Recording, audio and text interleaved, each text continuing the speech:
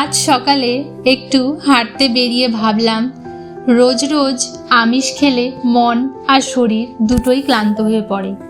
তাই আজ একটু স্বাদ বদল হোক, আজ নিরামিষ খাবার।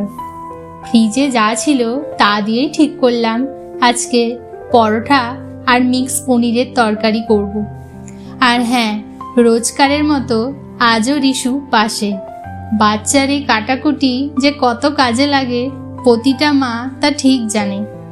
তবে হ্যাঁ, এই সুযোগটাই কাজে লাগালাম ওকে সবজির সঙ্গে পরিচয় করাতে। হ্যাঁ, মাদের জন্য এটা একটা দারুণ উপায়। রান্নার ফাঁকে ফাঁকে শিশুদের শেখানো যায় সবজির নাম, রং আর গন্ধ। রান্না শুরু করি এবারে।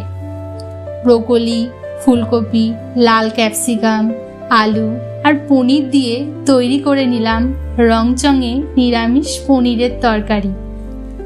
আর খাওয়ার ঠিক আগেই গরম গরম কিছুটা পরোটা ভেজে নিলাম, কারণ পরোটা গরম থাকলেই তার স্বাদ দ্বিগুণ হয়।